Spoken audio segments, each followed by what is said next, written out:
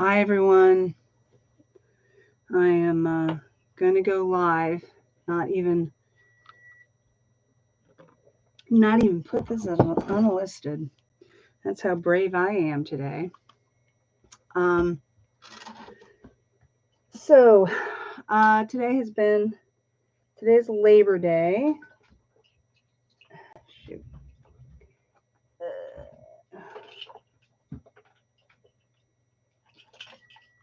Okay, never mind. Let's turn it that way. So today is Labor Day. Sorry about that. And thought I was going to get up today at around 7. That didn't work out. I usually get up at around, well, my normal days that I get up is around 6:15. And so 7 o'clock is still kind of up there, but it's nice to be able to sleep in. Today is Labor Day. I ended up sleeping until 10, and I had a ton of work I wanted to do. Yesterday, I was really trying to push myself to try and clean out a shed that we have that has a ton of stuff. So when I moved from my one house to the house that I live in now, um, it a lot of the stuff that we couldn't fit in the actual house. We had a shed, and so we put the stuff in the shed. Well, there's stuff that should never have been in the shed, like yarn, wool, fabric. And it's not a insulated shed. It's just a kind of a garden shed thing. And it's got carpenter bees and the whole 9 yards. So there's a lot of stuff in there that's starting to smell mildewy and moldy, and I'm really kind of depressed about that.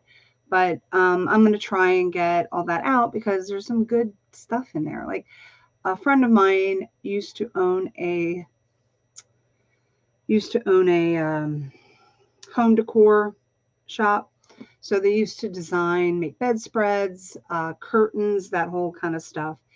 And she gave me a lot of cast off, really like $80 a yard fabric, right? Like just not full bolts or anything like that, but scraps and things that you could use for other stuff. So I had all these fantasies that I would go ahead and use them in projects and make really cool costumes and gypsy kind of stuff. Well, I never have had the space to be able to do that. I've never had a space to be able to set up a sewing machine or a serger. I have a serger that I bought, and my serger that I bought was inspired by a woman named Catwise. You can look her up. She has the most incredible um, uh, like sweater coats. She kind of started that whole sweater coat thing, and the she's kind of changed a little bit because I think it's harder to get really, really good wool sweaters. They're harder and harder to find. And so she's using a different kind of technique, but you could acquire a bunch of wool sweaters, you'd felt them down, and you'd make these incredibly beautiful things. I got the instructions. She recommended a specific serger. I'd never had a serger, so I got this one serger. Well, unfortunately, it's been sitting in my closet back there, and it's fallen out twice, and I barely used it, and I'm really freaked out that I feel like I've broken it, and I don't have anybody to kind of take me through my paces and really teach me how to use it. I learned how to um, wire it up, thread it, which can be a tricky thing. So I'm just so scared that I've like completely damaged it. I'm pissed because I don't have the proper space to be able to set this stuff out. So I never really can do a lot of creative work. I can't I have a big sewing table in a storage room next door that I gotten for my 30th birthday. It's beautiful. It's like, standing height. I had it in another apartment, and the leaves fold out, and so you can do a lot of like creative sewing projects, art projects, that kind of stuff. I can't use it. So it's been depressing to not be able to do my art.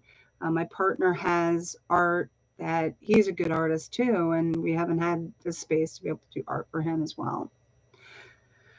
Anyway, I mean, it hasn't stopped me from doing art. I have rolling carts all over my house and the IKEA carts. I made this, so I have a jelly plate, and I made this based on some jelly prints. Now, a jelly plate is basically this rubbery kind of plate. They come in all different sizes, and it's kind of a printmaking technique. So you take a brayer, which is like a roller, and you put acrylic paint or whatever medium you want. You're not really using ink, but you can use acrylic, you can even use watercolors, gouache, that kind of stuff. And you basically create these really cool prints and these really cool backgrounds. So I was kind of experimenting with creating a background and then actually painting onto the rubber, like it's not rubber, it's kind of like a silicone. Um, you can make your own. They're not as stable, but you can make your own. And so I decided to try and paint on it. And this is what I created because I've been creating a series of flower paintings that are on my channel, are on my uh, coffee site, which is ko-fi Underground Fairy. You can go and see that. I'll make sure that I put the link down in the comments below. And you can check out my jewelry and my other art. I am planning to put my stuff out at an art show east of Cincinnati and try and see what I can get there. I've got vending materials I've never really been able to vend because I've never had the time.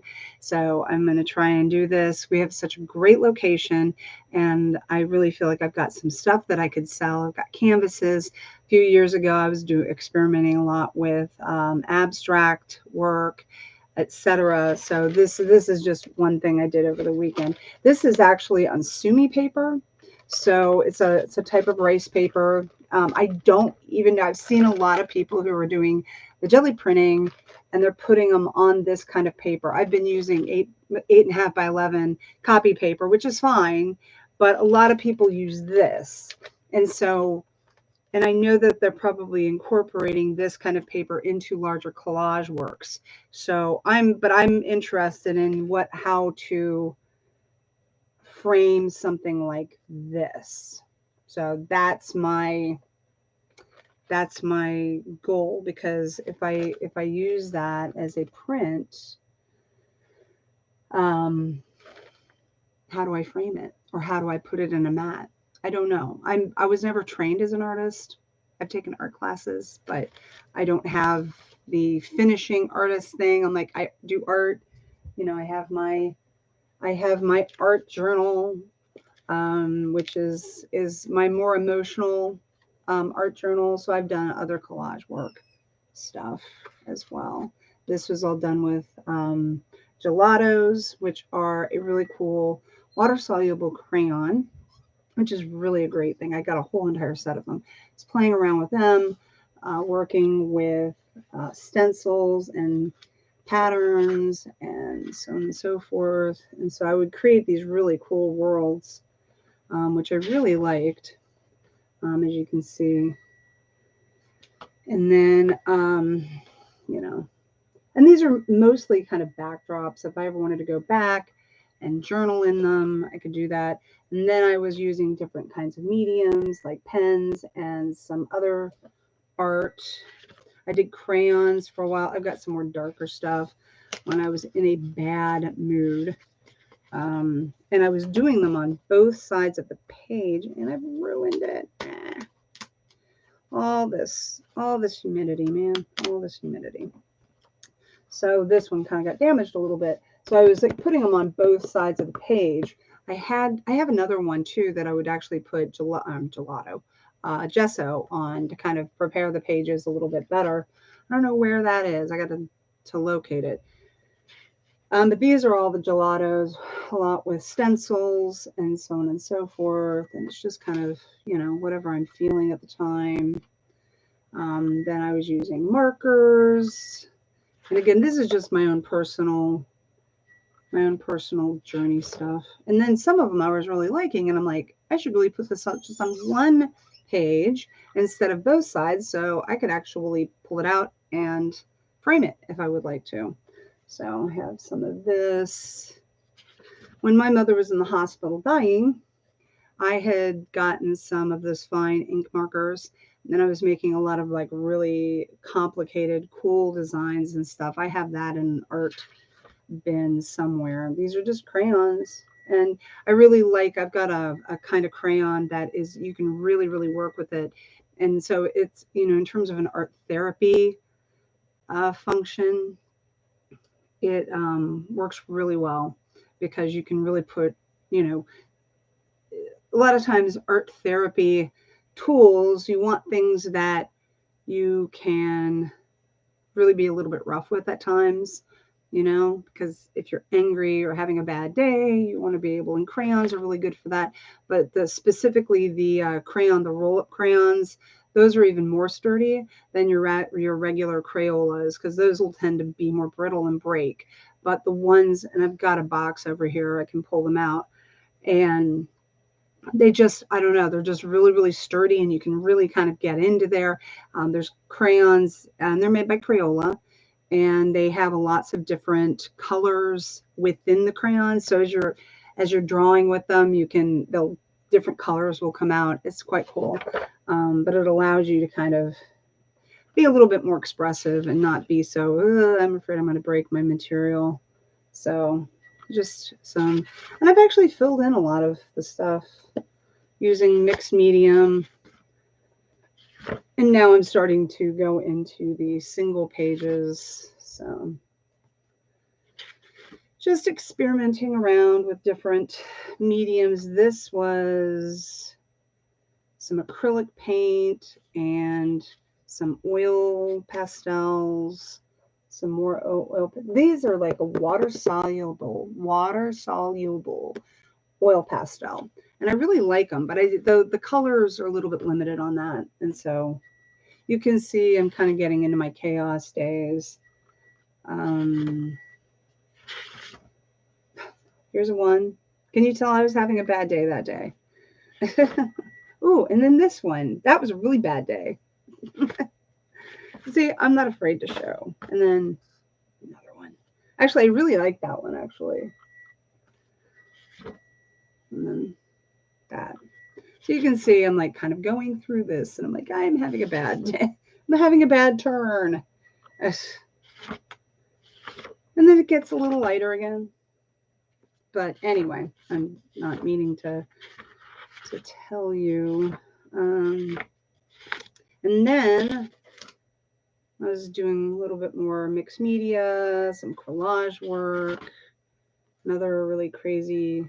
I know this makes me look like I'm, psychotic or something, but I'm not. And then this is that. This was with just regular chalk pastels. Another one with really deep chalk pastels. And then this again was with the the jelly plates. So again, going back to kind of the template-y kind of background. So I can kind of go back over these and rework them. So that's my art journal.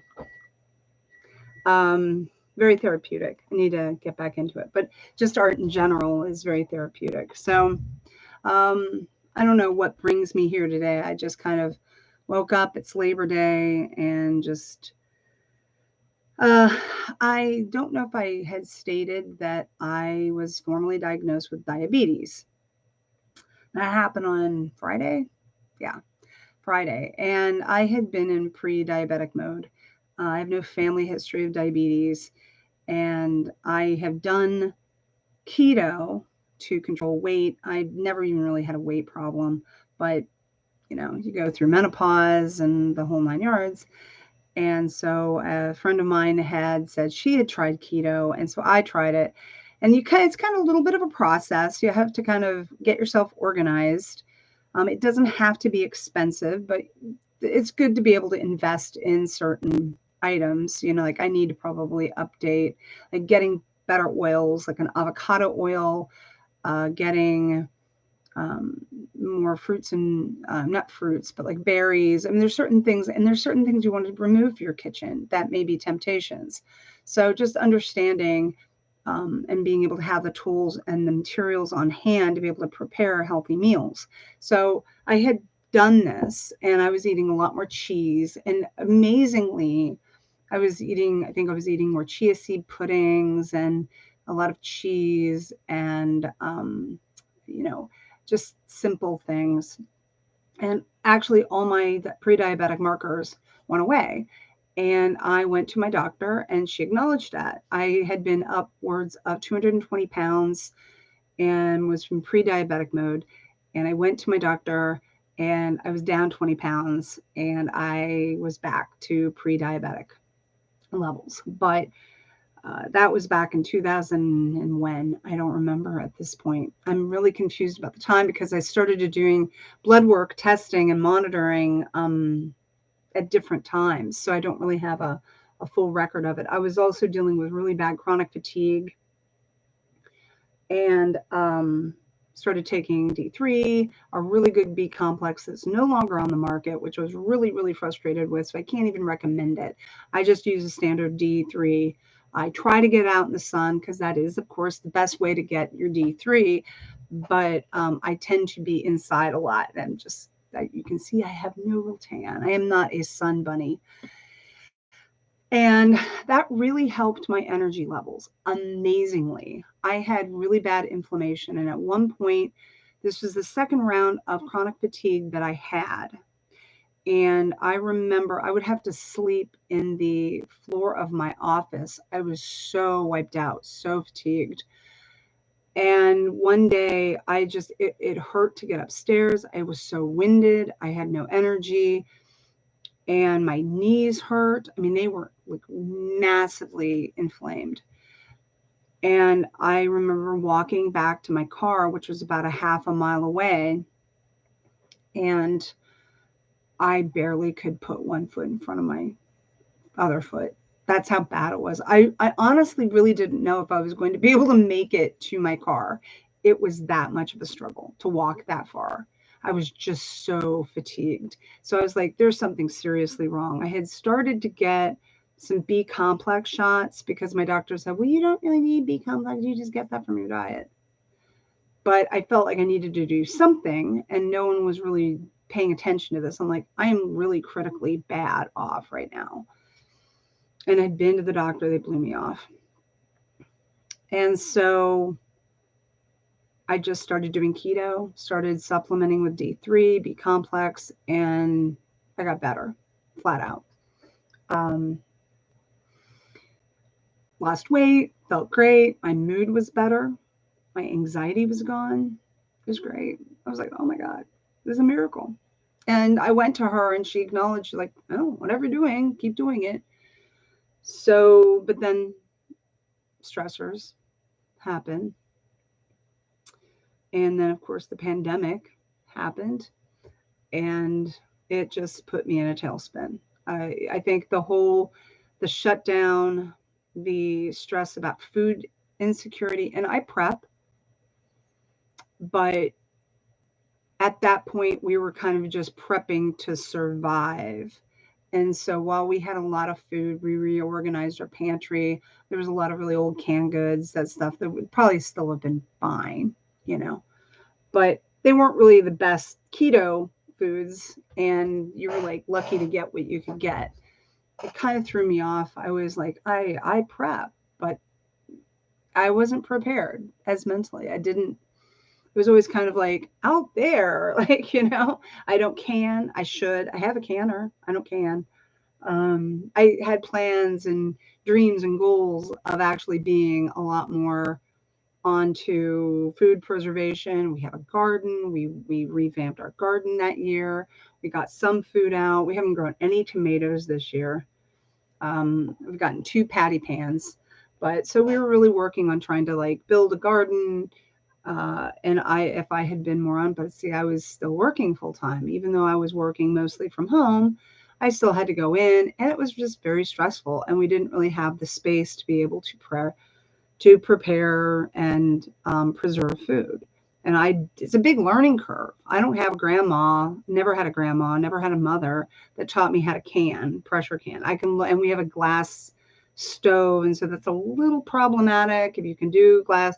It's a smaller pressure canner, but can you do pressure canning on a glass top stove? How is I going to set this up? That, you have to have cleanliness. We don't have a dishwasher. So there were some obstacles that right at the outset that have been really problematic. But generally speaking, I like to eat healthy food. I like my greens. I like my salads. But then pandemic hit, and everyone was so freaked out about we were sanitizing all our food.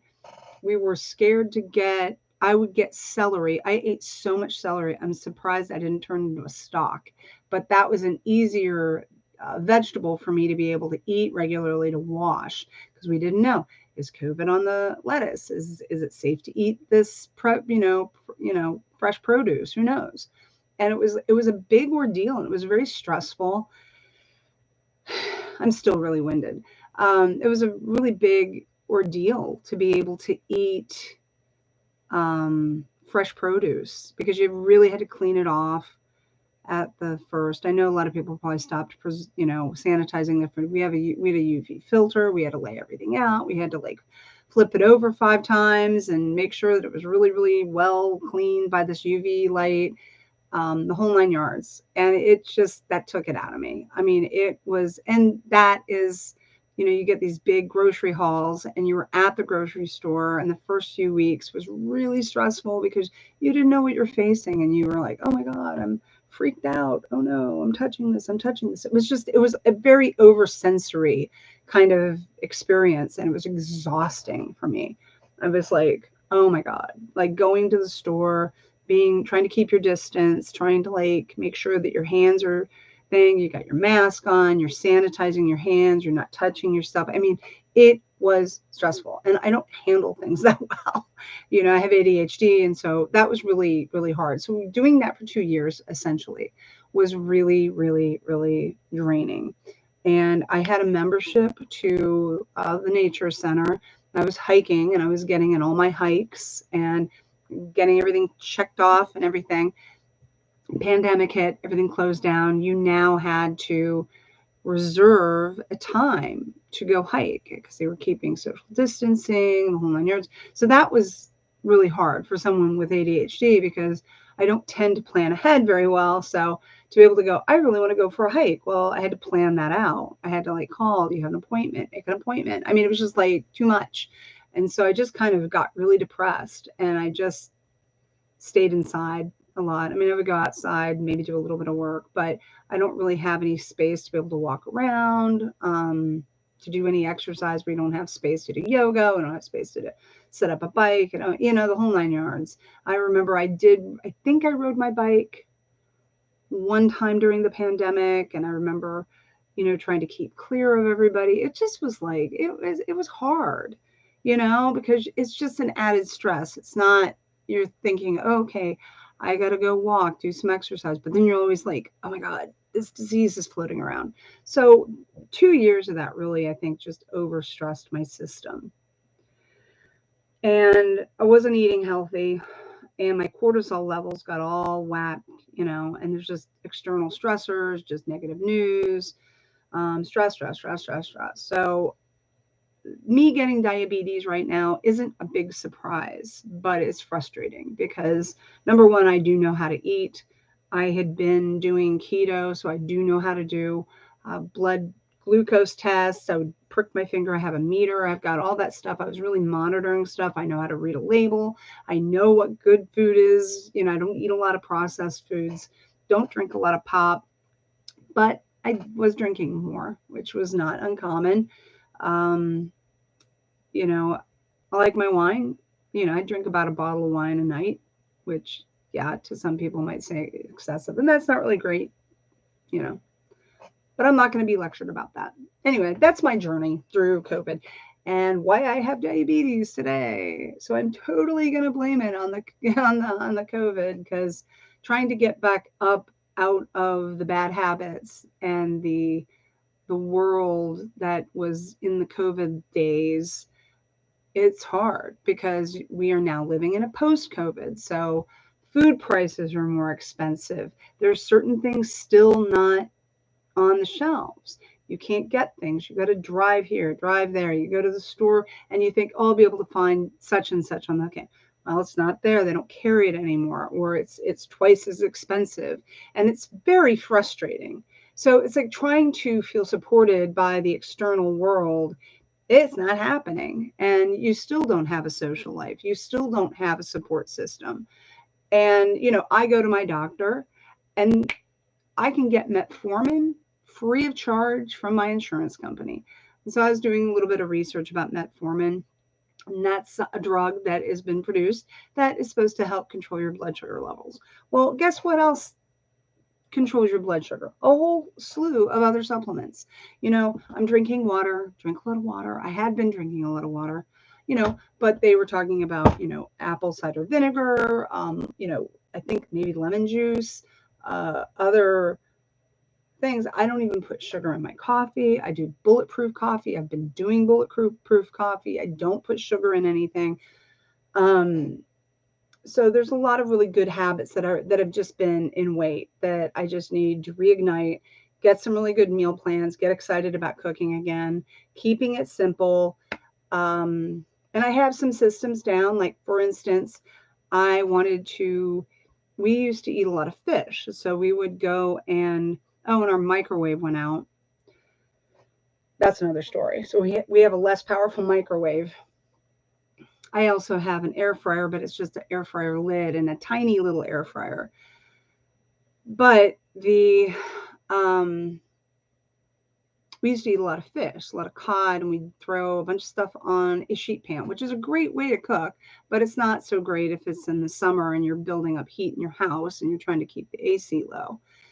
But I like that. I like getting that roasted vegetable kind of thing. And we put fish on there. It was great. And we ate a lot of that during the pandemic because it was something that, you could cook. It would, heat it up. So we're not doing that so much, but I still wanted to get a lot more fish in my diet. And I'm kind of a little bit burned out on sardines and tuna. So I know that mackerel is a really good thing. And I bought a $2.39 can of mackerel, which is like this big. And they have like the full fish. You kind of got to debone them a little bit. But I got a recipe and I made mackerel patties. And they're really good. And so I am trying to preserve food better by buying things on sale, and buying things cheaply and preparing them. So I was cooking up these mackerel patties in advance, and then I would put them between parchment paper and put them in the freezer. And so now if I want to have a mackerel patty for my salad or whatever, I can actually just pull that out and great. And it's so much cheaper than what you can get packaged. And it doesn't have all the added stuff. That's why I hate packaged stuff. I mean, I eat peanut butter, and the only peanut butter I like is Smucker's. And the reason is because what the only ingredient is? Peanuts. And you pick up any other peanut brand, even organic stuff, they have palm oil, they have added sugars. I went to Trader Joe's the other day to pick up some more peanut butter, and they had all these displays of peanut butter. Well, I didn't see it was peanut butter spread. And I read the back of the label, and there on the back of the label, it had powdered sugar. And I'm like, are you serious? Like, who puts powdered sugar in their peanut butter? So I went to another section of Trader Joe's. I'm so hot right now. I went into another section of Trader Joe's, and there they had I had to hunt and read each label because they had different brands. Like, I don't want crunchy. And I had to read them to make sure what are the ingredients on this peanut butter. And there was one and it just had peanuts and salt. And I'm like, okay, but if you're not paying attention and you're saying peanut butter and you're not seeing the spread, you're going to get something that's inappropriate. And this happens all the time. And so we're battling every day as we go into the store from these food manufacturers and from these grocery stores. And they're not conducive. They want to sell you the cheapest products that they can get money off of. That's their goal. And you're battling this. So that's a stressor.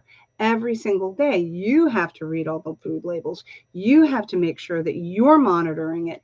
If they're out of it, because you have to like say, why are you not getting this product in? Why are you putting these ingredients in this product? And I'm just trying to get simple stuff and the whole 9 yards. It gets really complicated. And that's why it is better just to make your own food very simply from scratch.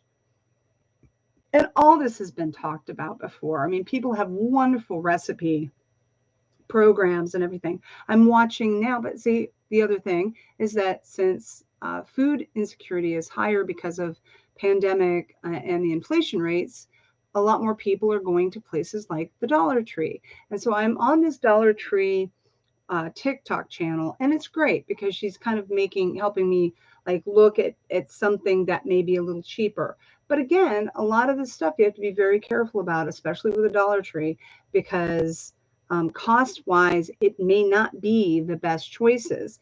It is less, has, you can get like a winter blend that has a cauliflower and a broccoli in it, which is what we use a lot of times. Sorry, I'm like really, really hot all of a sudden. But a lot of the recipes, admittedly, are very bland, very non-diabetic friendly. So, again, that brings up that whole argument about how poverty increases the likelihood of diabetes because cheaper foods like high fructose corn syrup and other preservatives and the stress of being poor contributes to diabetes and poor health. And it's just a constant struggle. And we never support that. And yes, the easy thing would be, well, grow your own food. But that's even hard for poor people. Poor people don't have time to maintain a healthy thing. They can get a little bit of fresh vegetables, but we should be making that more available, just like even basic fresh vegetables. It's it it really should be a no-brainer. And I live in an area and I'm surrounded by soy and corn fields everywhere I go. Corn, corn, corn, corn, corn, corn, corn. And it's the corn that is used for feed. It's the corn that's used in high fructose corn syrup.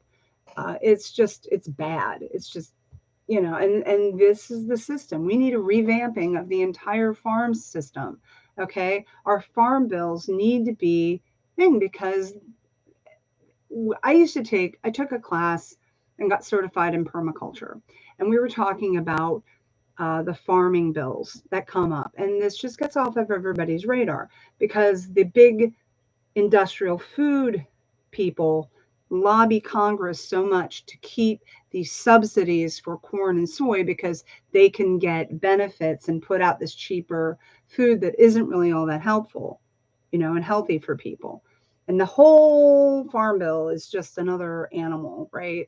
Like what is being produced, what is being subsidized by the United States government and the taxpayer that allows these big corporations to grow and produce all these horrible things. Even in Europe, it's not even that bad. I mean, Europe is like, we're not going to do this, we're not putting these ingredients in our food. But in the United States, the way our government is set up, that's okay. So, people that go through life and they say, well, you should just be responsible and you should know that a hamburger isn't, healthy or these products aren't healthy. And it's like, it's a little bit more complicated than that, you know. And you may have been raised with knowledge and awareness of how to eat. Goody for you. I know how to eat, but I still make mistakes. I still get stressed. And there's a lot of obstacles. There's a lot of hoops you've got to jump through. Monetary foods. You could go to a food bank. I've been to a food bank because I wanted to see how it was and see what I could get there if I needed to supplement some of my food. And this food bank that I went to had a lot of very generic canned goods. They were very nice, they were very generous, but you have to wait in line. There was possibly upwards of maybe 70 cars, maybe more, that were waiting in a parking lot at a church, just lined up. And you have to get there early because it's like a queue. And so I was like, well, what is this process? I've never done this before. And I may need to access a food pantry at some point, and they gave you a little bit of fresh food. They gave me a little tiny roll of toilet paper, even though I have a household of two, and a lot of canned goods. They'll give you tons of canned goods, and they gave me a little bit of pasta. So, but again, it's very carb heavy. It's not really great for diabetics. It's not really great, for really to do that. And the food doesn't, honestly, because it's a generic food. It doesn't really taste all that great. I was a brand I'd never even heard of, but I tried their soup one time and it was like, you know. But I tried it, and I actually, the stuff that I felt like I didn't really want to eat, I did give and redonate it to some patients at the place where I work. So didn't go to waste. I was like, not my thing, but so I'm going to keep trying it. It might be helpful. But again, like I know how to eat healthy and trying to save money. So I have an Instant Pot. I can do dried beans from scratch. That's no problem for me. I highly recommend getting an Instant Pot. They are just so much time savers, and you can create batches of beans that are fractions on the penny cheaper, even with inflation, to do that. Um, so I know how to do that. Like I just cooked up a can of beans because I'm like, I'm looking and I'm like, I am not going to let these canned goods just go to waste. We've got all this food in here. So there's certain staples that I know that I'm just going to go to the store and get because I need those things that I just like better. So, I mean, overall, I do know how to eat. I do know how to, um, cook. I actually learned how to cook when I got my first house. I'd kind of been experimenting around a little bit with things, but I never had a proper kitchen until I moved out and bought my first house because I just didn't. I mean, my kitchen in my one apartment, it barely had a vanity, it, like barely had like a thing, and like the counter was like this wide, and the stove was like over there. And I used to make a potato soup that was really good, and I'd make chocolate cake a lot. Those are the two things I made a lot. Oh, and I made a root stew in my microwave that actually was quite good. Um, so, but I didn't really start understanding about cooking because then YouTube came along and it was a lot easier. I watched people cooking a lot more, and there was, and then of course you get your Instant Pot, the whole 9 yards. So overall, I think it's a lot easier to eat well, but it's still a struggle. And growing food, I support that. It's just not that easy. You really have to monitor it. And so I recommend communities coming together and talking about how to grow food and doing swaps. Like I know people want to make money and try and like sell a $1 tomato, which is ridiculous for somebody. And tomatoes can be so prolific. Zucchinis can be so prolific. And I know that a lot of times people do share those items with their neighbors and stuff. But if someone's better at growing this item and another person's, more prolific at growing these items, coming together and saying, hey, what do you need? Oh, here, you have some of this and I'll have some of that. And really supporting the community instead of looking at it as making it purely as I'm going to sell at a farmer's market to make money for my family, which obviously is a valid reason, but also being able to just support a community so they're not so food insecure. Because some foods are very, very easy to grow and you can learn a lot. A lot of teaching and education can happen when the community comes together. There should be like a weekly night meeting of, hey, what are we going to grow this year? And oh, blah, blah, blah. And just make it a social event, have a potluck, support those kinds of things, bring people back together again after this pandemic, and teach people how to grow food, how to cook food. I had an idea years ago and I was wanting to work with the Instant Pot company, which is a private company, to see if they'd be willing to like donate several Instant Pots for a class that could be paid for, and then people would sign up. They would learn good nutrition, good recipes, how to cook, and how to use this product so that they could go home and have it help them make easy, healthy meals, fast and convenient and for preservation. So it's a lot cheaper for them to buy a bag of beans, and instead of spending hours of them cooking on the stove and using up a lot of energy, they could use their Instant Pot, save money, save time, and they've got a pot of beans and then they can freeze them. That actually, and I was trying to get that coordinated and it didn't ever really fly for some reason. I was working with the food pantry down in the city and Instant Pot, and I don't know, they just didn't seem very receptive for some strange reason. Anyway, um, so yeah, that's my news for today. I'm trying to recover. I feel guilty. It's like 3:42. This day has kind of been wasted. I've got some uh, boxes that I pulled out that I have Farscape action figures that I should get on and try and sell. I'm going to try and figure out how to upload them onto eBay and sell them on eBay, because some of them looks like the prices might be kind of good. And I love Farscape, but I don't really have any use for boxed Farscape figures at this point in my life. So anyway, thank you. You have a great rest of the day, and thanks for joining me. Thanks. And I'm going to struggle to try and get this stream ended. Yeah. So yeah, if you have subscribe, come back. I know it's like talking head here. I'm planning on having other stuff as well, but I'm just kind of trying to free form a conversation. If there's stuff that you would like to talk about, topics, etc., feel free. I think that conversations are really good and we need to have more of them. So anyway, thanks a lot. Join you next time.